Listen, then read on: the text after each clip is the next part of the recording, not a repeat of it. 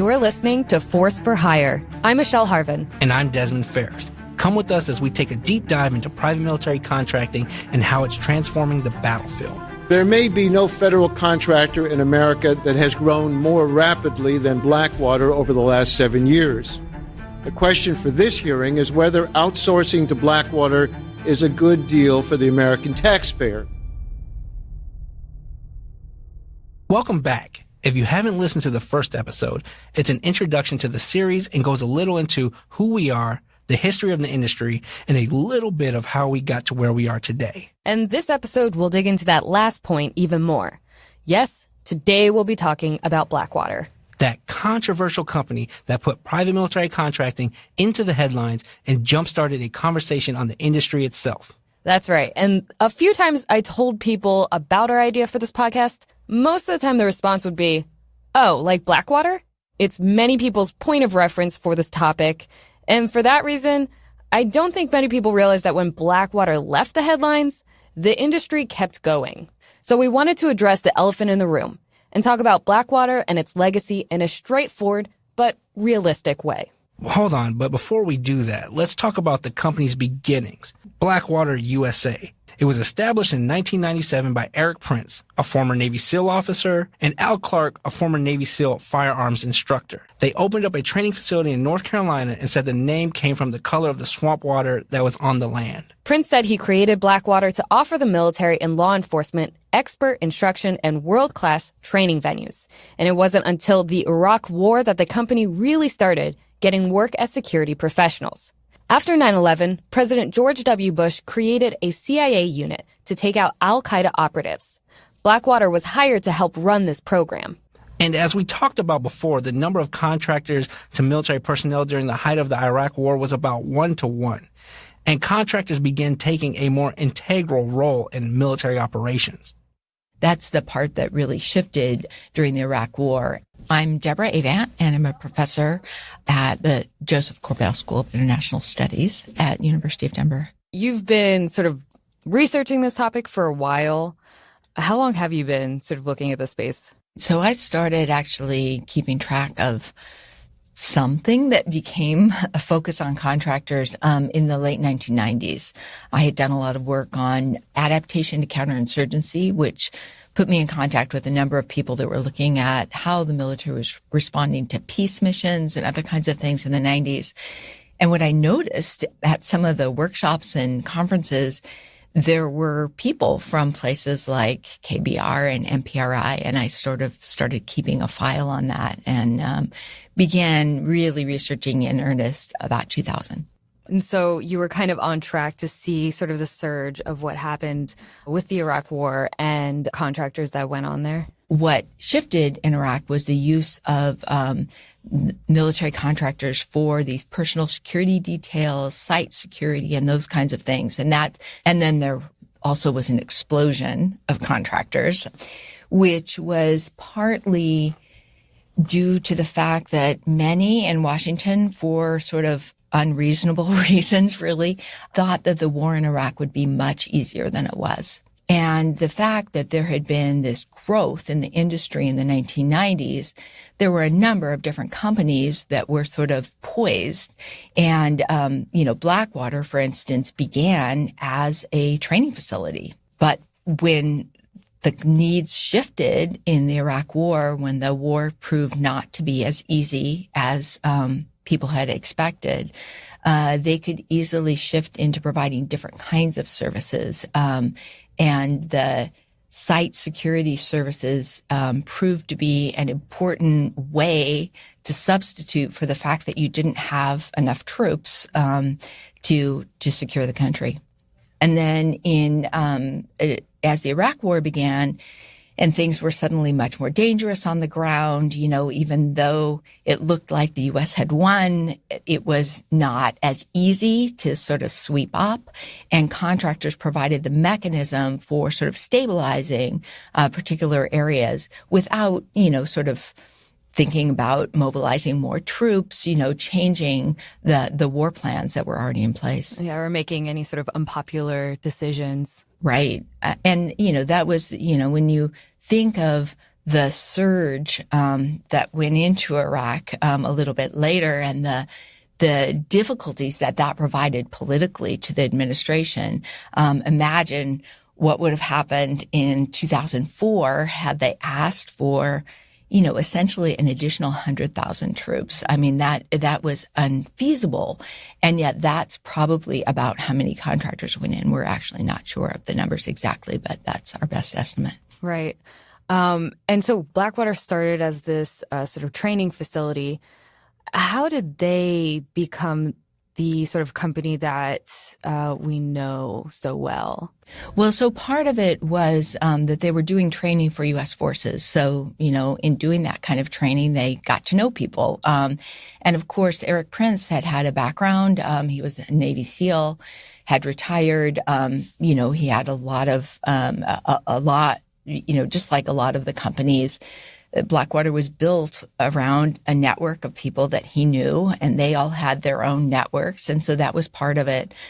And of course, he had a lot of money to invest in his training facility. So it was a very elaborate facility that did a lot of training for the U.S. before the Iraq War. A significant moment during the Iraq War was the horrific attack on 4 Blackwater security contractors in Fallujah. On March 31st, 2004, close to a year since the start of the Iraq invasion, 4 Blackwater employees were killed by a group of insurgents. Their bodies were burned and hung from a bridge, a moment that shocked and angered the U.S. public and triggered a massive military campaign to retake control of the city. And it was this incident that first brought Blackwater to the public eye. So 2004 was the Fallujah ambush. Is this something that the contracting sort of industry reacted to as contractors needed to be more careful, or was this just sort of what they saw an attack on American force? So even before 2004, it was pretty clear that what was happening with contractors in Iraq was different than what had happened in the 1990s. This was a much less permissive environment, as people put it at the time. And I think the Fallujah incident just, really demonstrated that. And I think many people in the contracting community felt that before. And actually many people in the military felt that before, that things were kind of getting out of hand.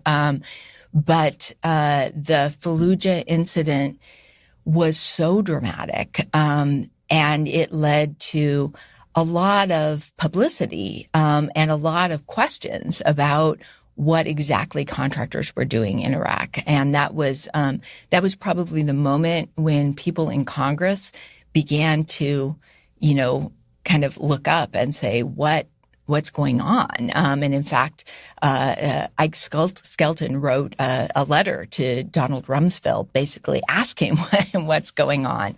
And that kind of congressional inquiry actually was hugely important for what we know about contracting now, because they required every appropriations bill that occurred between 2004 and probably 2011 had additional congressional questions and requirements that led to a much greater capacity to keep track of and understand what contractors were doing, particularly in contingency operations in Iraq and Afghanistan. Another pivotal moment in the Iraq War also involved Blackwater employees. On September 16, 2007, Blackwater guards were escorting a U.S. Embassy convoy through Baghdad's Nisor Square. At one point in the crowded traffic circle, the guards opened fire, killing 17 Iraqi civilians and injuring 20 more. The event drew international protest, sparked several investigations, one by the FBI, and became a low point in the war. Blackwater's license to operate in Iraq was temporarily revoked. The company put out a statement that the guards were acting defensively, but the Iraqi government concluded the shootings were unprovoked. A lot of people point to Nisor Square shooting to sort of symbolize contractors at American force in the Iraq War. What did this mean for contractors? So I think the biggest thing about Nisor Square is it made public what people were really worried about, that it sort of begun a little bit in 2004 and basically accelerated, which was there was, the war in Iraq, as I suggested before, was a little bit unexpected. The degree to which it was this unpermissive environment, as the insurgency escalated, there was even a resistance to call it an insurgency. But it was clearly a much more difficult and problematic environment. And in that environment, there were a variety of different responses by different contracting companies. Some of them had clients all over the world and really wanted to ensure that they didn't do anything that, would be viewed as, problematic from sort of a general perspective. And others, and I would put Blackwater in the other category, felt like they needed to do whatever they could to further, quote unquote, U.S. interests. And that often was translated into their clients' interests. And so Blackwater, was working through this worldwide protected services contract for the State Department. Its client was the State Department, was keeping, State Department personnel safe, which is definitely an American interest, but it's not the same interest as sort of winning the counterinsurgency. And Blackwater is one of the companies that began to sort of take on this, we are going to do whatever it takes to protect our client. And sometimes that requires playing hardball. That requires something perhaps more lethal, something that's more flexible, something that's not paying attention to the sort of unwritten rules that other companies followed. And it was really an interesting time because I think a lot of it was really a debate about what the rules should be about contractors, and some people feeling like they were flexible instruments that ought to be able to use, the U.S. should use them however they saw fit, and others saw them as global professionals that needed to abide by certain kinds of prescriptions, but there weren't really prescriptions that were clear. And so it was really interesting because, some CEOs of companies that were more attuned to this global perspective really worried in print that there was kind of a race to the bottom going on, or that the dynamics of the competition between these different views of how contractors should behave would lead to more contractors using violence. And indeed, those of us that were following the war had seen that over the course of the period between 2004 and 2007. More violence? More violence, more complaints by people in the military that contractors were doing things. They were kind of going off the rails. They were, there were all kinds of claims about they were sunglasses, and they, some of them, people alleged they were using a lot of steroids. There was evidently quite a lot of access to a variety of different kinds of substances. In Iraq, there was a lot of boredom, and people spent a lot of time in the gym bulking up, and it was just a bit of a tinderbox. And people began to complain more and more about the behavior of particular contractors, not all of them, but some of them.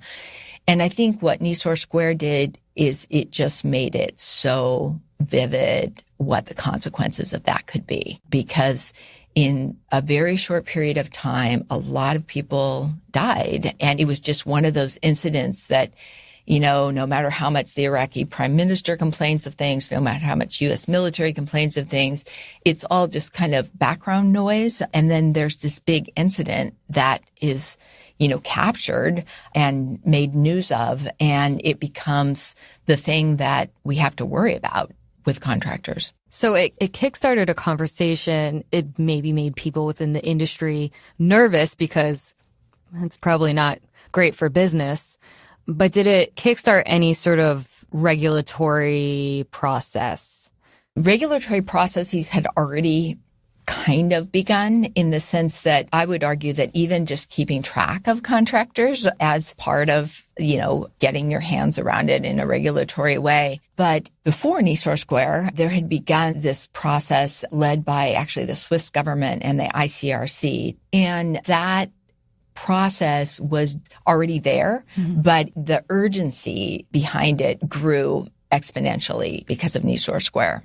And so just in the timeline of things, when did we see sort of the international code of conduct? When did we see sort of the U.S. put together their Commission of Wartime Contracting? The Commission on Wartime Contracting was actually begun before Nisour Square, so that was kind of part of that process.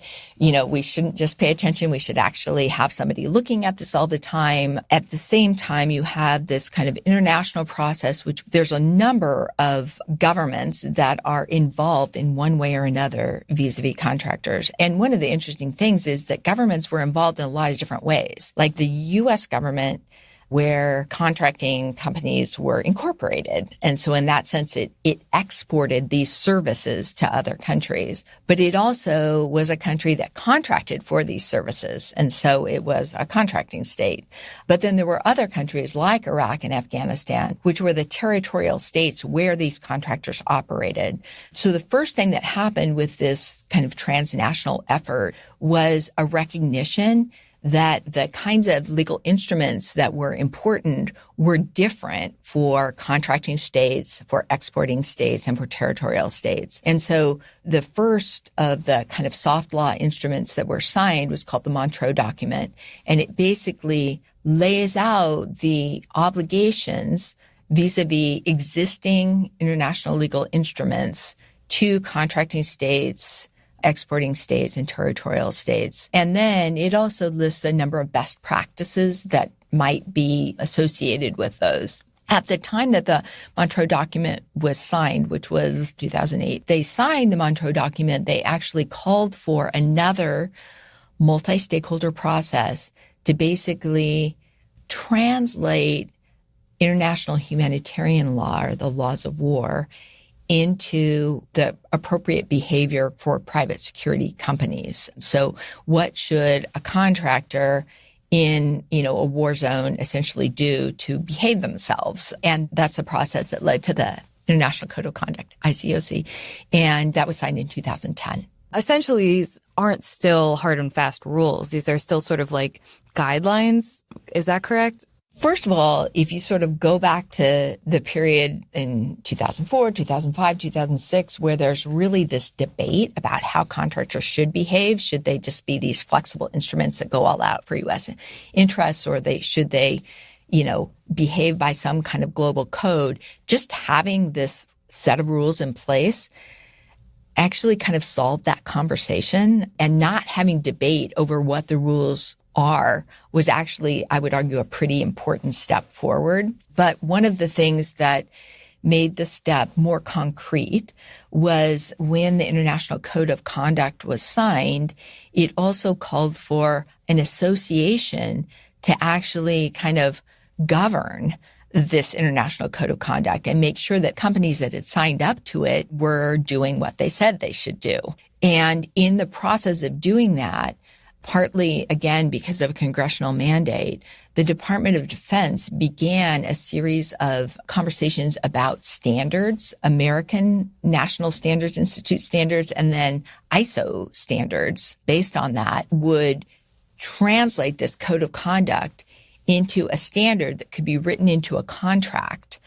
And once you can write a standard into a contract, then that actually gives you some legal mechanism for holding companies accountable. And so that, in the jargon, we often refer to that as kind of hardening soft law, because it attaches harder instruments like, losing a contract, or, losing payment for a contract, or losing the capacity to compete for a contract. Those are sanctions that can be wielded against companies that would violate the terms of the International Code of Conduct. That's interesting, because when you look at sort of combining business and conflict, I guess the best way to approach that is to look at the contracts and sort of make changes to those contracts. And I think one of the interesting insights was that because these are contractors, there is a lot of access toward regulation by using the contract instrument. And if you look historically, when you look back to the condottieri that the Italian city-states used, a lot of that was via contract. And military enterprises that worked for the Holy Roman Empire around the same time also, a lot of that was via contract. And there too, to the extent that there was accountability, it was accountability through those contract instruments. So when people say maybe that this industry isn't regulated, it's not really regulated, but it doesn't need to be anymore because they figured out a system that sort of governs these companies. Well, the interesting thing is that more and more of what I would call global regulation actually happens in this space. It's become, a much rarer thing for international treaties to be signed between governments where they're going to enforce everything, at the domestic level. There are so many industries that are transnational where you have, sort of supply chains that are transnational. You have things moving, between borders in ways that make it really complicated for any one government to, really sort of lay down the law. And so a lot of the instruments are these tools that allow for coordination, but also allow for mechanisms that do, in fact, regulate them. It's just not regulation the way we've often gotten used to thinking about it. And there are Department of Defense regulations that stipulate that contractors have to be standards compliant to contract for U.S. services in the Department of Defense. There are Department of State regulations that say that those that want to compete for the Worldwide Protective Services contract have to be members of the International Code of Conduct Association. And so that's actual regulation. To the extent that companies would defy the International Code of Conduct and be found not to be an appropriate member of the association, they would lose the capacity to compete for those contracts. Bringing this back to Blackwater, because this is why I kind of wanted to combine the conversation of regulation and Blackwater, and just in 2018 had the conviction of a Blackwater employee. Is there a reason why it's harder to hold contractors accountable for defying International Code of Conduct?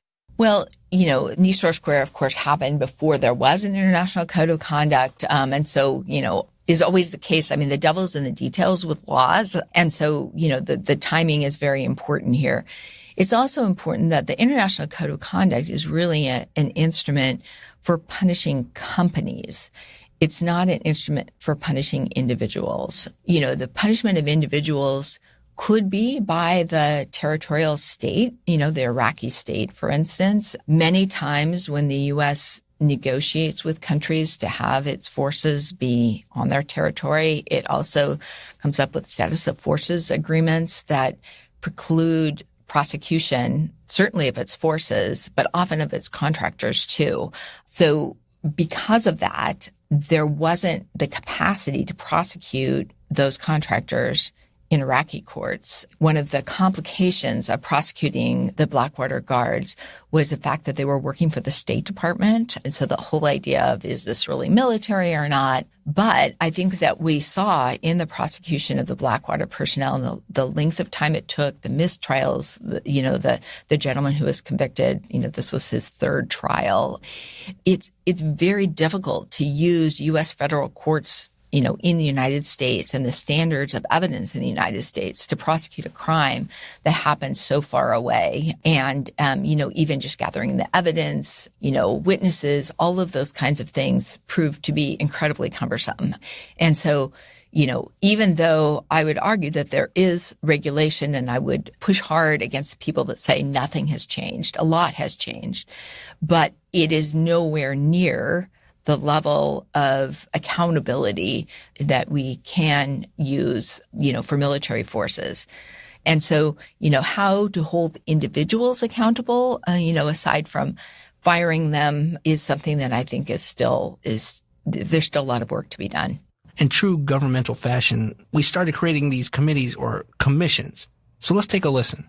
Thank you for attending this hearing, which focuses on the important question: are private security contractors performing inherently governmental functions?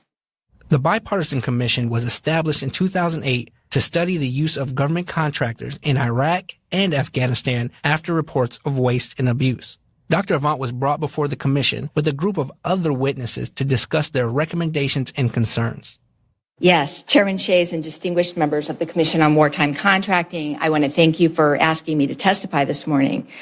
The question of whether private security contractors perform inherently governmental services is both important and hard to answer. Back to the Commission of Wartime Contracting, you spoke to this commission when it was established in 2008. What came out of that commission? So the Commission on War Contracting ended, and it ended with a bunch of recommendations. Very few of those recommendations have actually been acted upon. And so I think how the Department of Defense actually is overseeing contractors is not entirely settled. And there are a number of initiatives at different spots to sort of get better handles on this. But at the same time, the office that's probably had the greatest handle on it is basically giving up that handle. So I don't think it's settled the way that the U.S. government is going to keep track of contractors. And that's only Department of Defense. And, there are rules for the Worldwide Protective Services contract at Department of State, but there are not rules for other State Department offices that might hire contractors. There are not rules for other offices in the U.S. government that might be operating abroad that might need security contractors. And so the degree to which this has become a whole of government approach and people understand that there are these rules that they can use and they should use, and there's actually quite a lot of room for additional work to be done on regulating contractors in the U.S. And that's been one of the things been somewhat disappointing to me, the degree to which, of course, Congress is dealing with many, many things. 2007 wasn't just Nisour Square. It was also the global financial crisis. But there was a good start, and it hasn't gone as far as it might have gone. And I think the U.S. government could be a booster to how other governments regulate these contractors as well. And I think that also the time has sort of passed when this conversation was. Crises are really important for, really training people's attention on an issue and getting them kind of fired up around making something happen. And it's, that is not to say that there won't be additional crises, because I think that if there isn't more attention to this kind of thing now, if we sort of look at what happened in the past, contractors are likely to be used, and they're likely to be used in ways that we don't expect them to be used.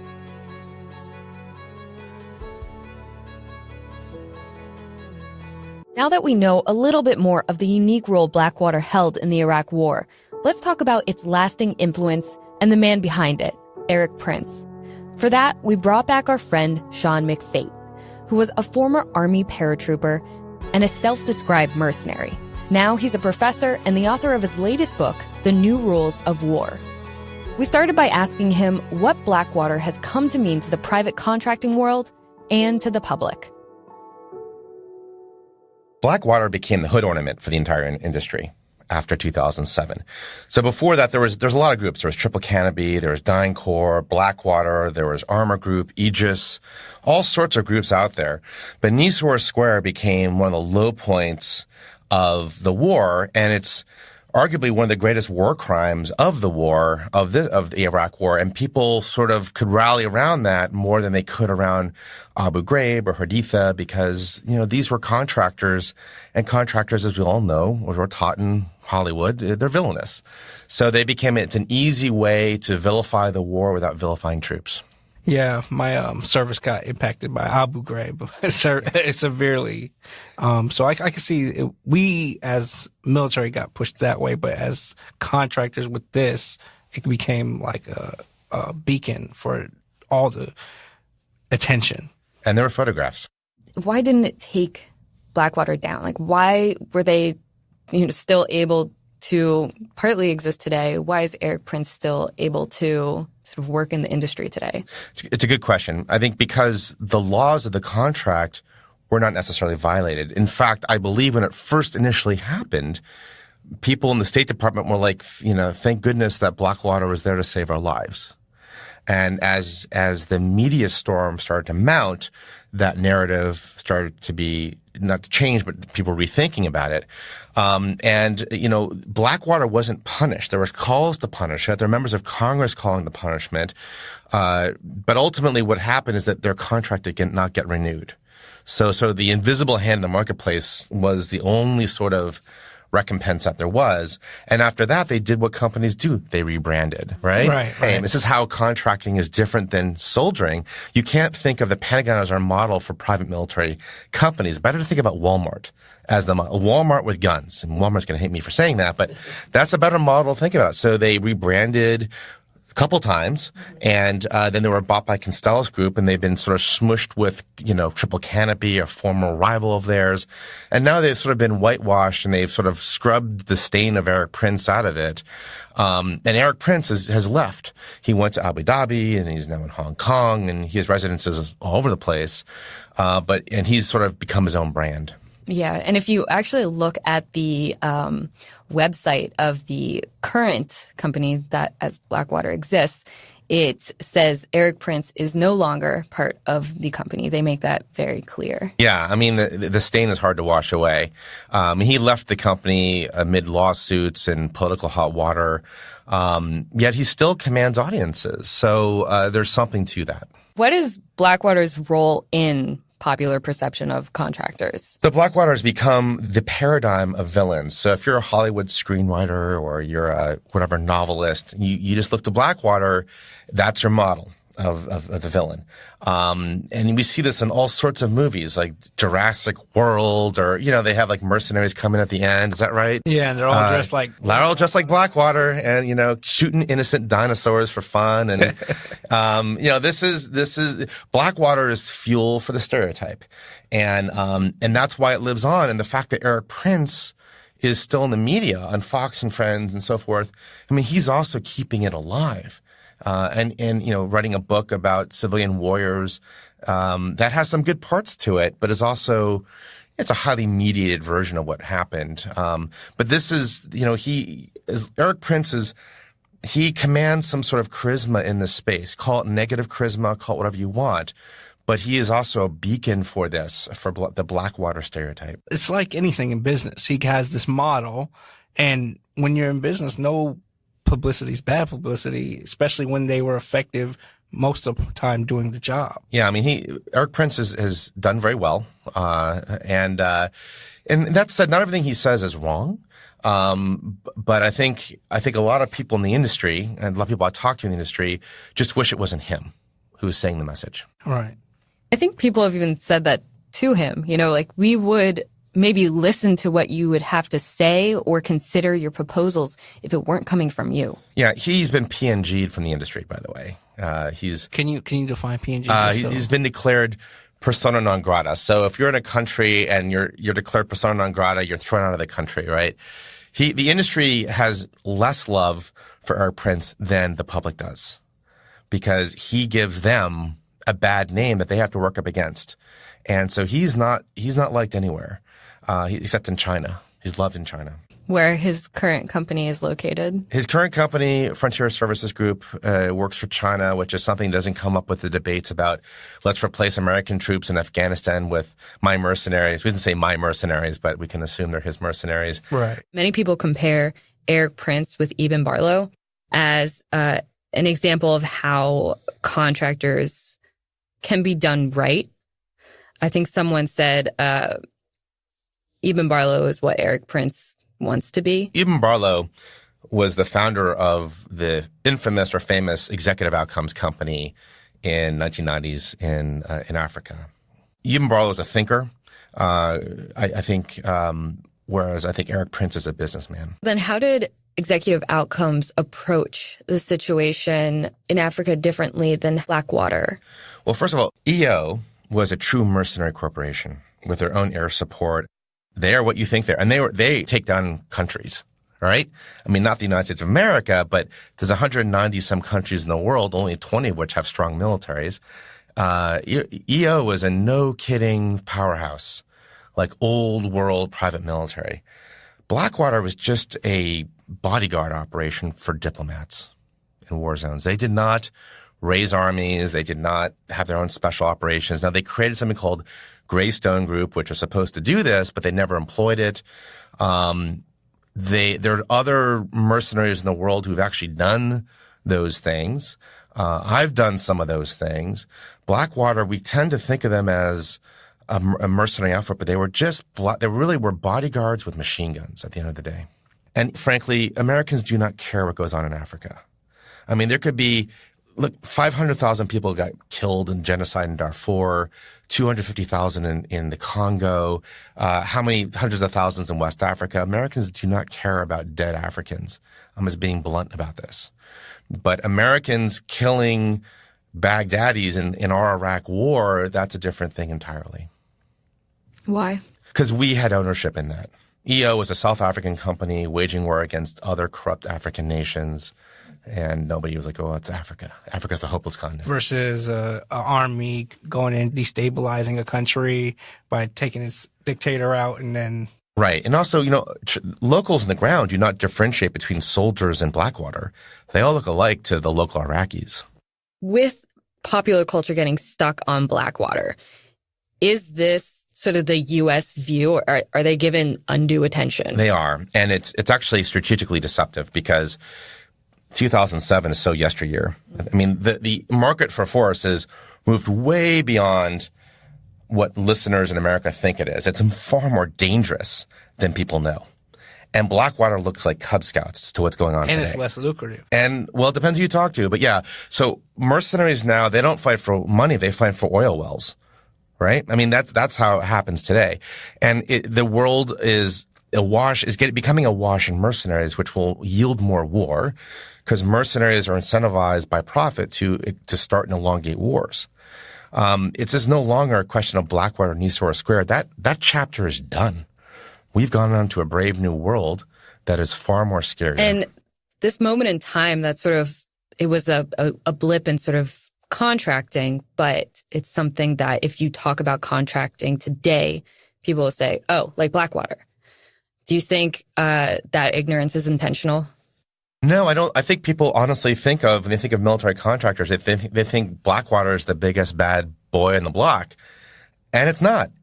They're not. I do think that the government likes it that way because contractors are an expedient solution to again, circumnavigate, civilian control of the military. So you still talk with Eric Prince from time to time? Yes. You called your relationship a frenemy. And so what's your sense of how he's navigating contracting today? You sort of talked about this, but I mean, he's evolving with the industry a bit. Yeah, I mean, Eric Prince has become, through largely his own self-creation, a villainous creature on the American political landscape, but one that Americans are fascinated with the way they are of the traffic accident on the highway to some extent. So he can convene authority in the media. Not all his ideas are bad. I mean, I think, using more contractors in the American war, I think is inevitable. How we should do it, this is where I would disagree with Eric. I mean, he wants to replace all troops in Afghanistan with 6,500 mercenaries. I don't see how 6,500 anybody's going to fix Afghanistan. Right. Do you think with that plan, is he thinking more of, that executive outcomes sort of He wants mercenaries. But even if I'm not sure America's ready to outsource a war. And I know the generals are not because for them, it'd be a concession of failure. So it's politically not viable unless the commander in chief, like Donald Trump, would say, do it. How that would actually occur is another question mark. But I think Eric has got something right, which is contracting is becoming more and more a part of modern warfare. He has some advantage in the fact that he knows how it's done today, but let's not forget that his current client in chief is Beijing. And one of the problems with mercenary warfare is loyalties. And we don't know where his loyalties lie. I mean, he says he cares deeply about Afghanistan now, but where was he during the Barack Obama years? He was MIA. So I think we have to be very leery about any contractor, not just Eric Prince, when they say, I care deeply about the such and such people. I think they care deeply and they're passionate about money. Do you think that the reason we think Trump might actually take it is because it's a business deal? He knows business. And that fact that you mentioned earlier, contracting and the war becoming a business, that's the push. So according to Bob Woodward's book, Fear, and according to rumor on the street, this plan of Erik Prince was pitched inside the White House, being held up by Steve Bannon, the former White House chief strategist. The generals laughed it out of the room. General McMaster, who was a national security advisor, General Mattis, for all sorts of reasons, they laughed it out of the room. Apparently, Donald Trump, who did not hear the briefing in person, knows of this plan because he watches Fox and Friends, and that's what clever Erik Prince, got a show on Fox and Friends. He briefed this to the president via TV, and Trump asked the National Security Council, "Why don't we have mercenaries do this? Why not?" And I do believe that if Erik Prince got in the room with Donald Trump, Erik would make a very compelling case for this because he speaks business, he's very charismatic, and he's got a background. And not everything he says is wrong. Not everything he says is right either, but I think that this plan is not dead. And although I personally think it would be a completely catastrophic move, it's not one that we can relegate to absurdity. Thanks to Deborah Avant and Sean McFate for helping us with this episode. And thanks to Stars and Stripes for making this podcast possible. In the next episode, we'll be hearing from the man himself, Erik Prince. And yes, we're devoting the entire episode to an interview with him. Subscribe to the show so you don't miss it. This is Force for Hire.